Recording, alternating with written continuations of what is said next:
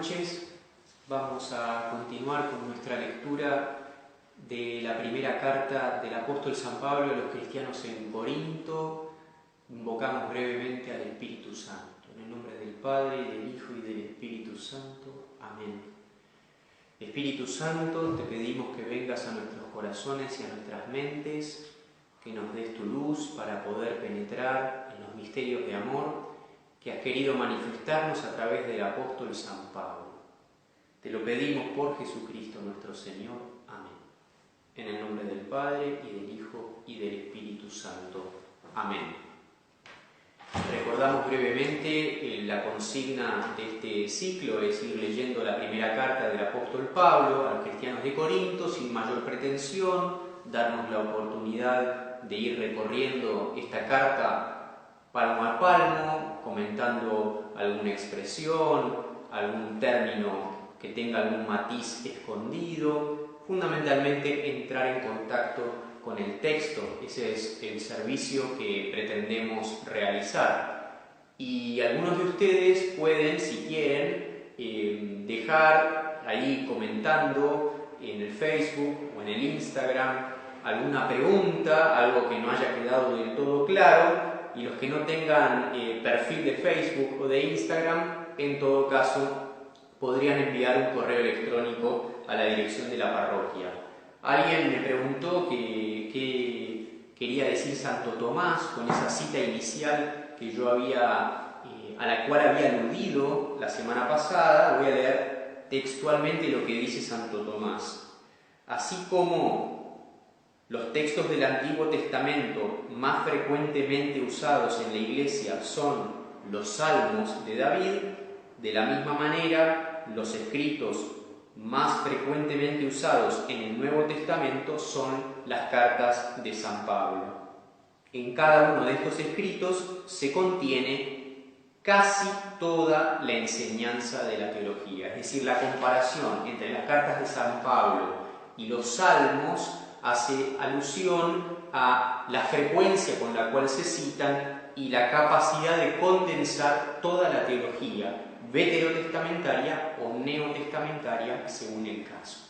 Bueno, habíamos terminado en el versículo 17 del primer capítulo. Recuerdan ustedes, Pablo se presenta de alguna manera a la comunidad de Corinto. Él da gracias por lo que Dios ha sembrado en Corinto. Es una comunidad muy viva, muy rica espiritualmente hablando, descontando que es una ciudad muy rica, con todo lo que supone eso. A mayor prosperidad, muchas veces uno puede alejarse de Dios. Recuerden ustedes que Corinto era una ciudad pagana, una ciudad portuaria, muchos vicios, y lo que significa como desafío seguir a Jesús en ese contexto que no acompaña. Sin embargo, Pablo es muy claro que uno puede honrar a Dios, ser santo en toda circunstancia, porque en última instancia la santidad no es un esfuerzo personal, sino que es un don de Dios. Y Pablo es consciente de la vocación que él ha recibido como apóstol, es decir, como enviado,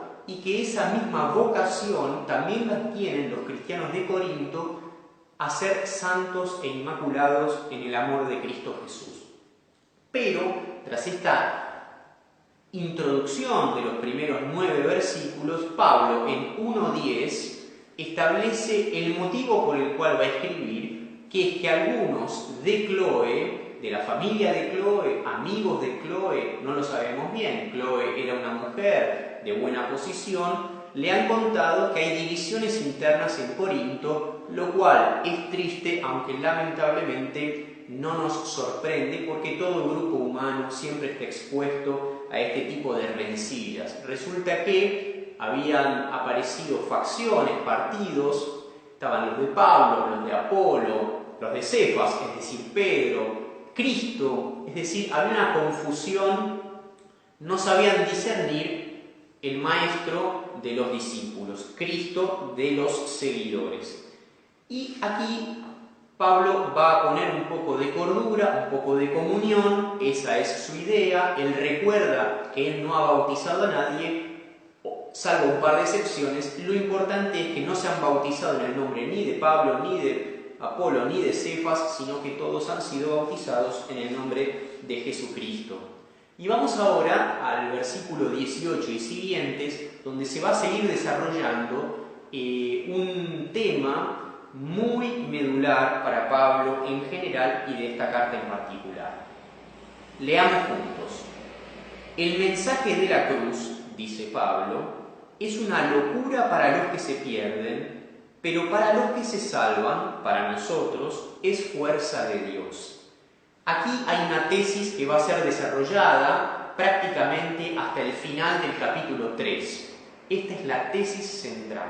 Hay una contraposición entre la locura, pongámoslo entre comillas, de los cristianos y la sabiduría del mundo. Entre la debilidad, también entre comillas, de los cristianos y la fuerza de este mundo.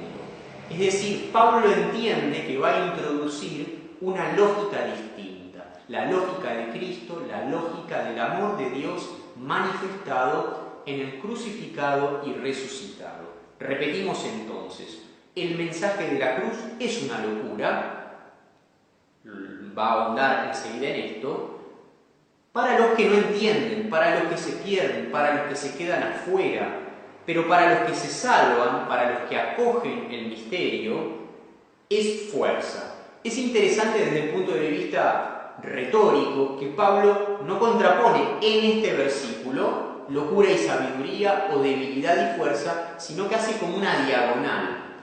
Contrapone locura y fuerza, que luego será explicitada en los versículos siguientes debidamente. Pero en esta primera introducción, versículo 18, hace una diagonal, contrapone locura y fuerza, lo cual no parece del todo lógico, pero sin duda que representa un golpe de efecto, vamos a decir así.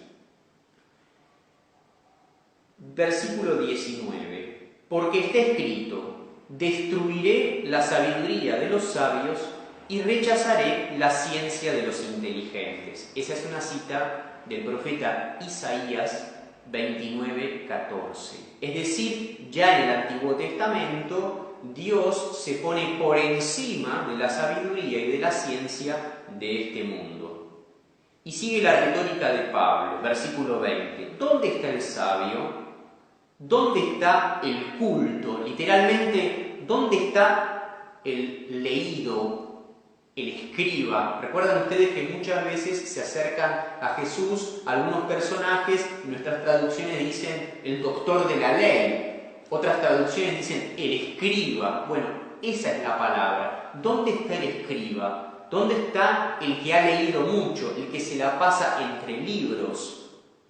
Y sigue Pablo, ¿dónde está el razonador sutil de este mundo? Donde dice razonador sutil, uno podría traducir, ¿dónde está el polemista? ¿Dónde está el que tiene el arte de debatir? ¿Dónde está el que es agudo mental y discursivamente? Interesante, es una triple enunciación, a nivel retórico interesante, el sabio, el culto, el razonador sutil de este mundo.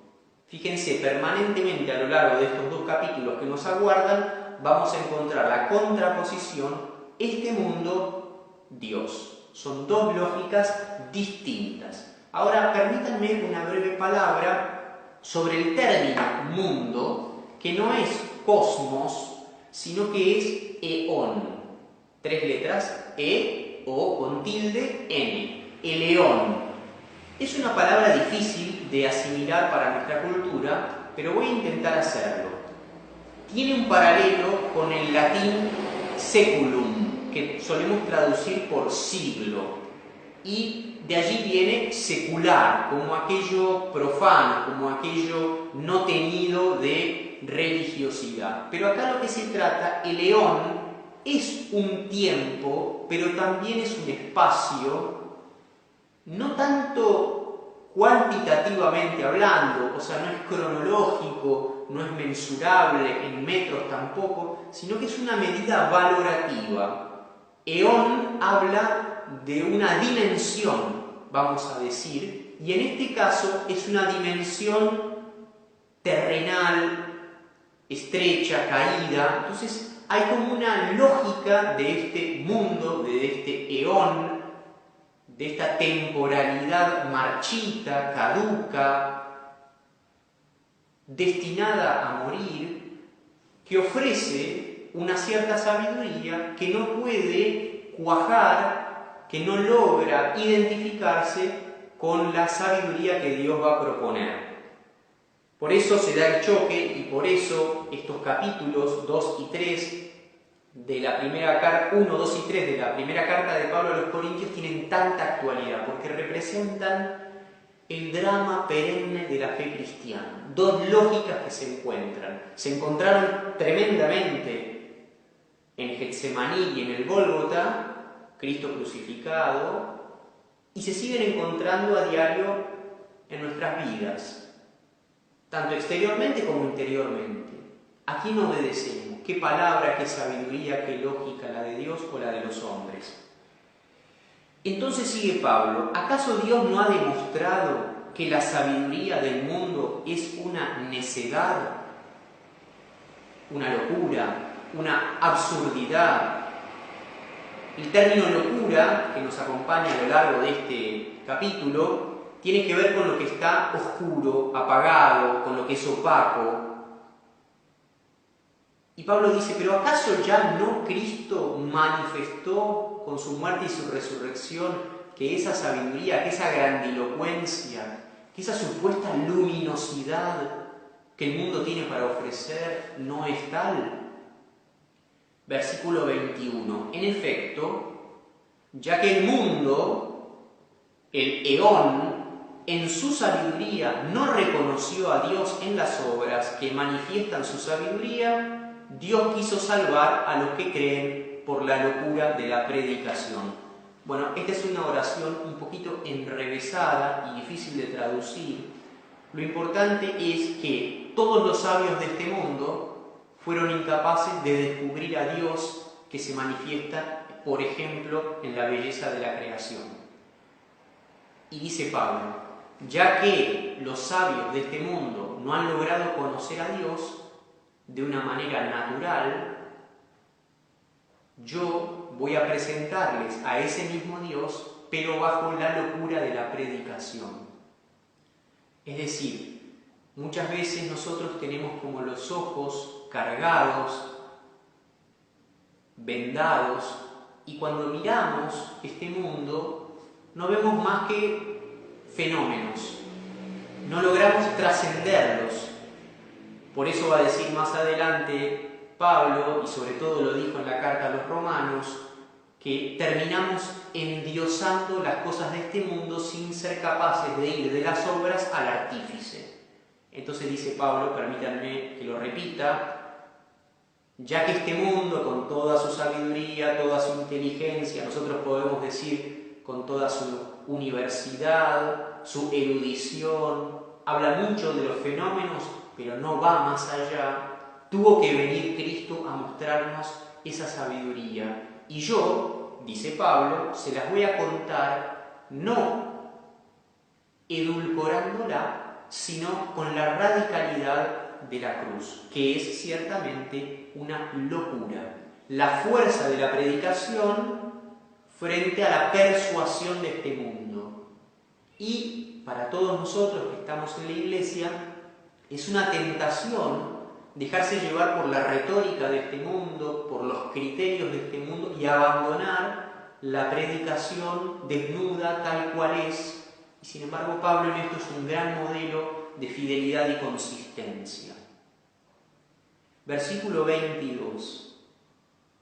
Célebre versículo. Mientras los judíos piden milagros y los griegos van en busca de sabiduría, nosotros en cambio predicamos a un Cristo crucificado, escándalo para los judíos y locura para los paganos, pero fuerza y sabiduría de Dios para los que han sido llamados tanto judíos como griegos. Entonces Pablo, que es un hombre de al menos 3 mundos, habíamos dicho, del mundo judío, del mundo griego y también del mundo romano, porque era ciudadano romano del imperio, se enfrenta con dos tipos de objeciones. La objeción que viene del judaísmo y la objeción que viene del helenismo. Él es muy consciente que los judíos reclaman milagros. Técnicamente la palabra es signos, semeia, de ahí viene semiótica, ¿no? Signo como aquello que me permite ir más allá, como el sentido del acontecimiento. El judío es como si se dejara cautivar por la contundencia del hecho, del milagro, del signo. Necesito pruebas. Lo vemos a lo largo del Evangelio reiteradamente con Jesús. ¿Qué signos haces para que creamos en ti? Y Jesús le va a decir, no tengo otro signo que el de Jonás. ¿Y cuál es el signo de Jonás? Recuerdan ustedes, se lo tragó la ballena y lo devuelve. De la misma manera que la ballena tragó a Jonás y lo devolvió, el seno de la tierra va a tragar al Hijo del Hombre y lo va a devolver. Conclusión, Jesús no tiene otro signo que el pascual, el de la muerte y la resurrección. Ustedes dirán, ¿pero cómo? Si ha hecho muchos signos. Ha hecho la multiplicación de los panes, ha resucitado gente muerta como su amigo Lázaro, ha sanado a muchas personas. Sí, todos esos son milagros, pero que están al servicio del gran milagro, del gran signo, que es la muerte y la resurrección. Si no entras en el misterio de la muerte y la resurrección, todo otro signo va a ser vacío. Entonces Pablo, repito, tiene muy claro que el ambiente judío le pide contundencia de pruebas fácticas. Quiero un milagro. En cambio, el ambiente griego, helenista, le va a reclamar sabiduría. Está más deslumbrado por la idea. O sea, la mentalidad hebrea, judía, es bien concreta. La mentalidad griega es un poquito más abstracta, más especulativa, más teórica, más filosófica, diríamos. Entonces Pablo tiene estos dos interlocutores y se siente como tironeado, porque él tiene para ofrecer sabiduría, tiene para ofrecer signos, pero no son precisamente la sabiduría y los signos que estos interlocutores están esperando. Y él dice, lo que yo tengo para ofrecer, que es Cristo crucificado, es un escándalo y es una locura, ¿sí? Comete 1, 2, 3, lo que quiera. Perdón, voy a hacer... Me mandan a mí, porque yo...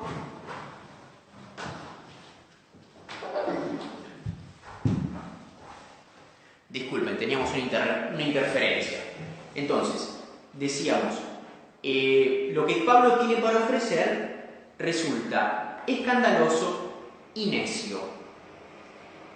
Y sin embargo, este escándalo es fuerza y esta necedad es sabiduría. Solamente que acá estamos entrando, y esto es muy importante para entender no solamente el pensamiento de Pablo, sino la fe cristiana en general, de lo que llamamos paradoja.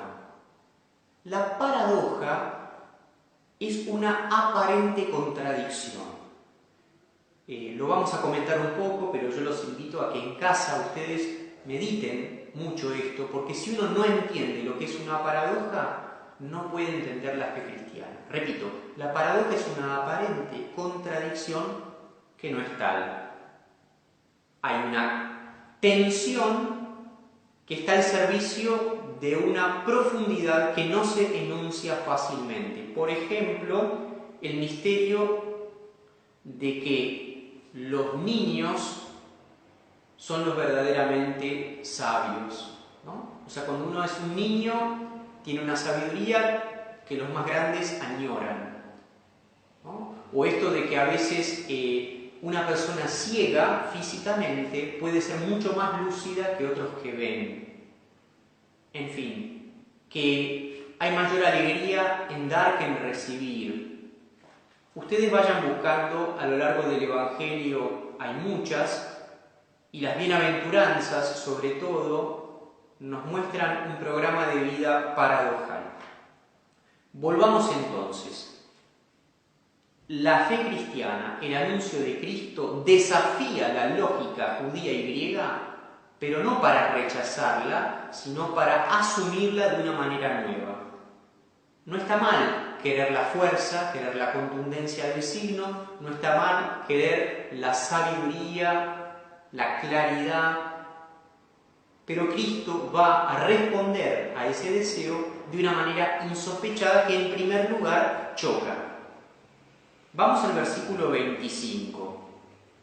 Porque la locura de Dios es más sabia que la sabiduría de los hombres, y la debilidad de Dios es más fuerte que la fortaleza de los hombres. ¿No? Y acá me resultó interesante descubrir que cuando Pablo habla en el versículo 25 de la locura de Dios, utiliza la palabra griega morón, que en el lunfardo inglés se dice moron, ¿no? Uno dice moron, que es una especie de palabra un poquito fuerte para decir sos un tonto, sos un salame, o puede ser un poquito peor. Y bueno, esa palabra del lunfardo inglés actual, siglo XXI, brota del griego y es lo que Pablo está diciendo. La soncera de este mundo de Dios es más sabia que la sabiduría de los hombres, ¿no? Entonces, vamos a ir avanzando, pero yo creo que ustedes se dan cuenta que estos versículos traen mucho para rezar, para meditar y para entrar en esta lógica paradojal de la fe cristiana, de que tenemos fe en un crucificado que es el sinónimo de la vida, ¿no? Entonces uno dice, ¿cómo la cruz, que es un sinónimo de espanto, puede a la vez decirnos tanto del amor y de la ternura? Porque Cristo lo asume y lo transfigura desde dentro, le cambia la valencia, se diría. Vamos al versículo 26.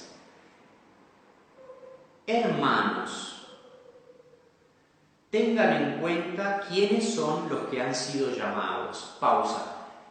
Recordemos que cuando Pablo usa la palabra hermanos, es una declaración muy fuerte. Nosotros estamos acostumbrados a llamar hermano a todo el mundo, pero la fraternidad universal es una novedad cristiana. Es decir, el mundo antiguo está muy dividido por etnias, por países, y un judío jamás hubiera llamado hermano a un pagano. Jamás, jamás, jamás. Pero Pablo tiene esta conciencia de que el bautismo nos hermana, seas del país que seas. Entonces, cuando Pablo llama hermanos a gente de Corinto, eso supuso para él un cambio muy profundo respecto de lo que había mamado en su infancia. Por eso nosotros tenemos que aprender a usar bien esta palabra hermano.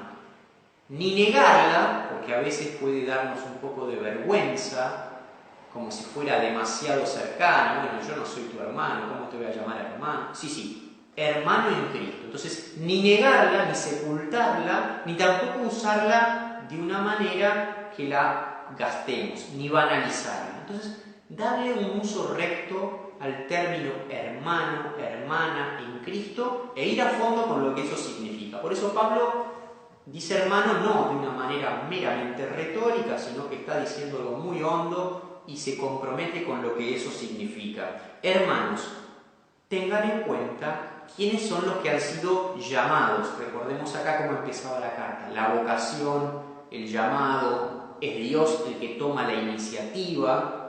Nadie es cristiano porque se lo propone a sí mismo, sino que es cristiano porque responde a una invitación de Dios que siempre está mediada por un ser humano concreto que personaliza la iglesia, ¿no? Puede ser un catequista, mis padres, una tía, y en última instancia el sacerdote que te hace las preguntas en el rito bautismal es quien está visualizando la oferta de salvación, el llamado, y uno cree como quien da una respuesta. Entonces Pablo va a decir, tengan en cuenta quiénes son los que han sido llamados. No hay entre ustedes muchos sabios hablando humanamente, ni son muchos los poderosos ni los nobles. Este versículo 26 también lo tenemos que meditar, porque Pablo lo que está haciendo es concretando o ejemplificando parte de esta lógica nueva que presenta Cristo. Porque bien sabemos nosotros que la lógica de este mundo otorga sabiduría y fuerza a ciertas dimensiones exteriores, como son la inteligencia, aquí Pablo la llama sabiduría, el poder, la fuerza, sea física o política, y la nobleza. El término usado es eugeneis, o sea, la eugenesia, o sea, vos naciste bien. A veces todavía se dice, es un nene bien. Bueno, el bien nacido, el que tiene sangre, vamos a decir, en ciertos círculos todavía se maneja, y yo diría que se maneja en círculos de todo tipo, porque cada círculo tiene su código propio, su clan. Entonces dice Pablo, presten atención, porque mírense unos a otros. Literalmente, acá dice, la traducción que tenemos dice tengan en cuenta, pero Pablo literalmente dice miren. A ver, pon un espejo en tu comunidad, Corinto. ¿Qué ves? ¿Ves mucha gente noble por nacimiento? ¿Ves mucha gente poderosa por influencias? ¿Ves mucha gente sabia por inteligencia? Y Pablo responde, al contrario, Dios eligió lo que el mundo tiene por necio para confundir a los sabios, lo que el mundo tiene por débil para confundir a los fuertes, lo que es vil y despreciable y lo que no vale nada para aniquilar a lo que vale. Es un parrafito muy contundente donde nos ubica a todos, porque tal vez haya entre nosotros presunciones o deseos secretos de éxito o de trascendencia superficial, y Pablo nos hace un llamado. ¿Qué criterio tenés vos? El criterio de Cristo no es el criterio de este mundo. Entonces, si vas a jugar con los criterios de este mundo, date cuenta que no vales nada para ellos. ¿Por qué rendirle tanta pleitesía a un mundo en el que ni siquiera calificás? Dios, sin embargo, tiende a elegirnos débiles, pobres, necios, para confundir en el sentido de doblegar o tal vez más precisamente avergonzar, ¿no? Esa es un poco la idea de Pablo, que Dios usa medios pobres para dejar en ridículo, también podría ser otra traducción, a toda esa parafernalia, a toda esa pompa del mundo que a veces se cree tanta cosa, ¿no? Y uno dice, pero ¿cómo puede ser esto? Y sin embargo, en situaciones como esta del coronavirus u otras semejantes, uno puede ver que hay gente que es muy sencilla, que no aparece en los medios, que tiene una sabiduría, tiene un temple, tiene una manera de encarar la vida, que deja en ridículo a cierto pavor de gente que para el mundo vale mucho, pero que en el fondo, para las cosas importantes de la vida, no siempre está a la altura. Me adelanto a decir que ni yo, ni Pablo, ni la Iglesia, ni Cristo desprecia ni a los políticos por su poder, ni a los intelectuales por su sabiduría, ni a la gente noble por su nacimiento. Lo que simplemente Pablo está constatando, es una constatación, que no abundan en nuestras comunidades ese tipo de personas. Y si las hay, ciertamente significa que han relegado todos esos atributos que el mundo les da por la sabiduría loca de Dios o la fuerza débil de Dios. Me parece que esto es bastante importante, ¿no? Porque Dios, repito, el remate del versículo 28, agarra el descarte. Pablo tiene frases muy fuertes, ¿no? Lo que el mundo descarta, lo que no vale nada, lo que es despreciable, miserable, eso mismo usa Dios para confundir, para doblegar, para ridiculizar a lo que supuestamente es. Vamos además, me interesa porque en el versículo 28, cuando acá la traducción dice vil, literalmente dice los no nacidos, ágenes, ¿no? Los que no tienen cuna, los que no pueden acreditar un origen, vamos a decir, los que no tienen origen, bueno, esos son los que al final terminan encumbrados. Versículo 29. Así, nadie podrá gloriarse delante de Dios. Por Él ustedes están unidos a Cristo Jesús, literalmente en Cristo Jesús. No puedo señalar todas las veces que aparece la preposición en, pero ya les dije que es muy fuerte en Pablo esta expresión, en Cristo Jesús. No nos gloriamos delante de Dios, sino que estamos unidos en Cristo Jesús, que por disposición de Dios se convirtió para nosotros en sabiduría y justicia, en santificación y redención, a fin de que, como está escrito, el que se gloría, que se gloríe en el Señor. Cristo es nuestra sabiduría, Cristo es nuestra justicia, o tal vez mejor, nuestra justificación. Digo muy brevemente qué entendemos por este término. Imagino que muchos de ustedes lo habrán escuchado muchas veces y no siempre saben qué significa. Justificación no significa excusarse, como a menudo lo usamos en el lenguaje coloquial, sino que significa ser hechos justos. Entonces, Cristo es nuestra sabiduría. Cristo es el que nos hace justos, el que nos hace rectos, el que nos permite estar en sintonía con la voluntad de Dios. Cristo es el que nos hace santos, por eso dice santificación, y el que nos rescata, por eso dice redención. Y el remate, el que se gloría, que se gloríe en el Señor. O sea, el que alardea, el que presume, que lo haga en Dios y más concretamente en Cristo Jesús.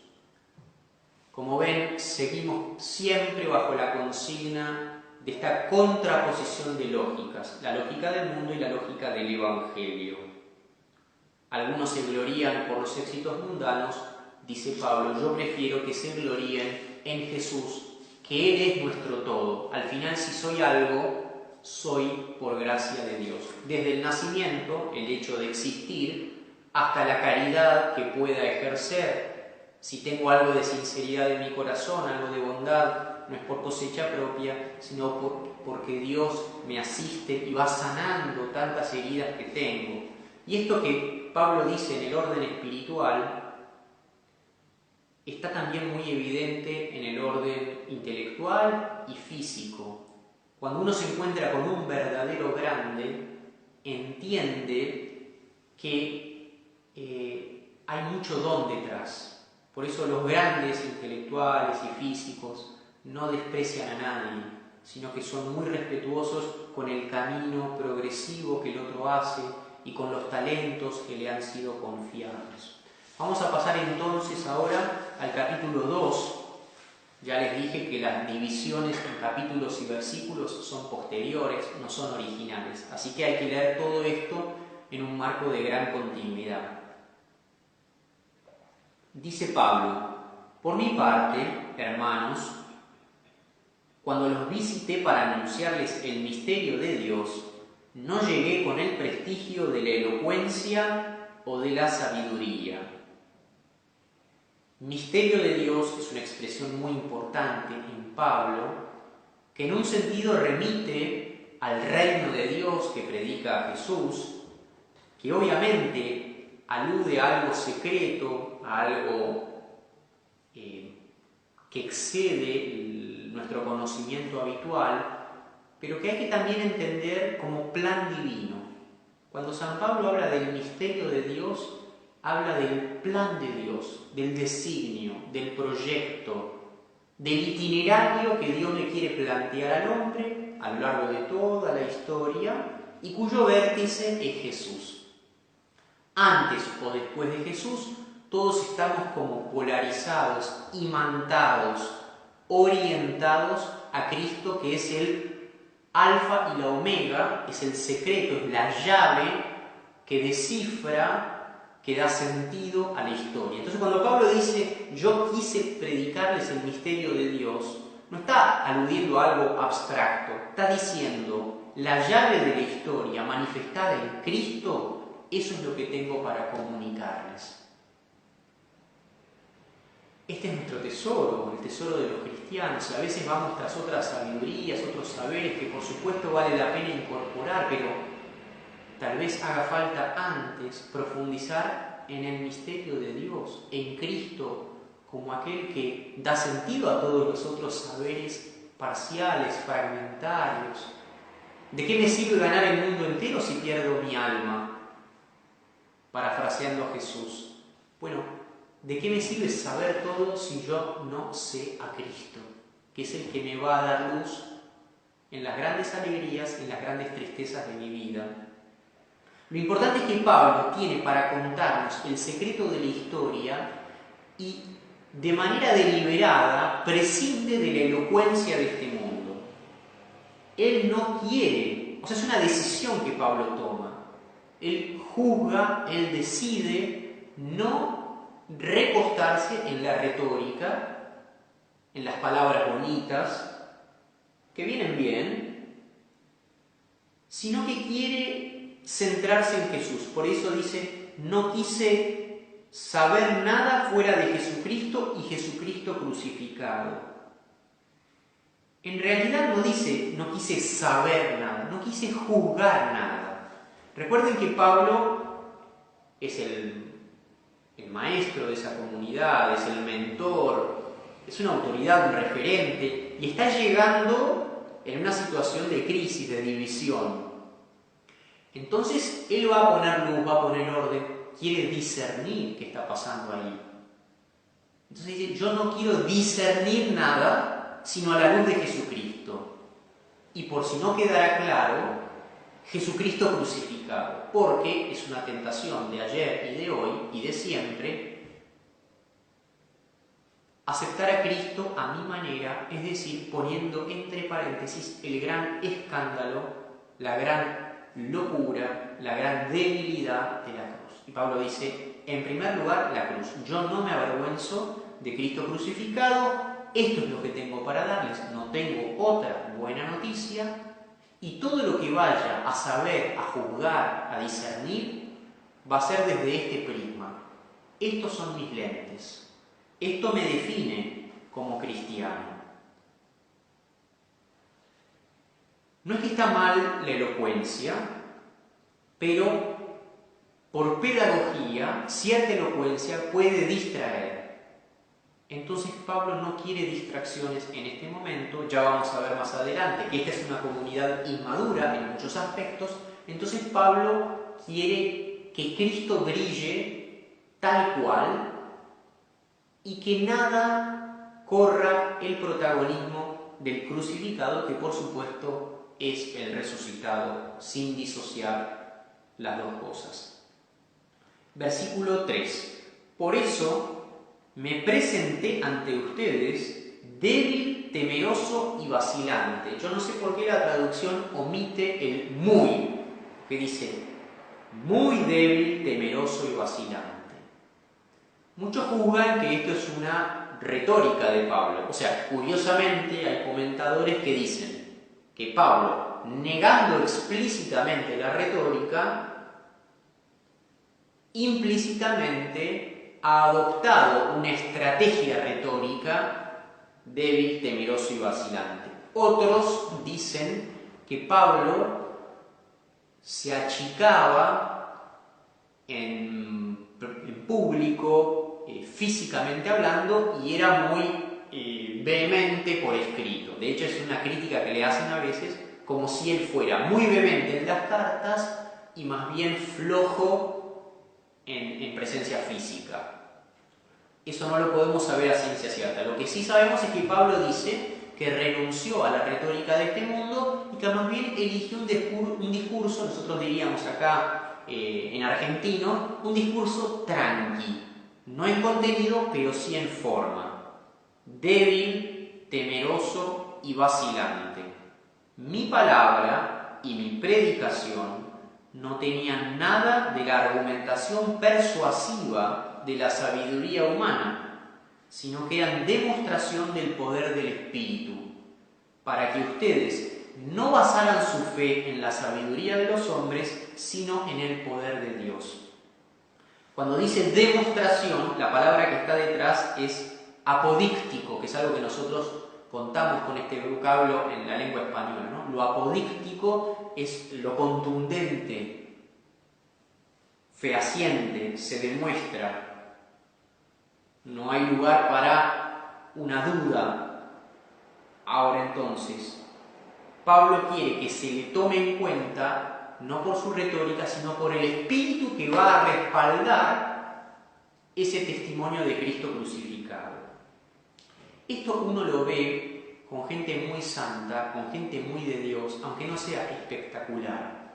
De repente uno puede escuchar a alguien y decir: lo que dice esta persona yo ya lo escuché muchas veces, sin embargo me impacta de una manera particular, porque está hablando desde el Espíritu Santo. O sea, uno cuando habla y cuando escucha tiene que tratar de que no sea solo el qué, sino también el cómo, o si me permiten, el desde dónde.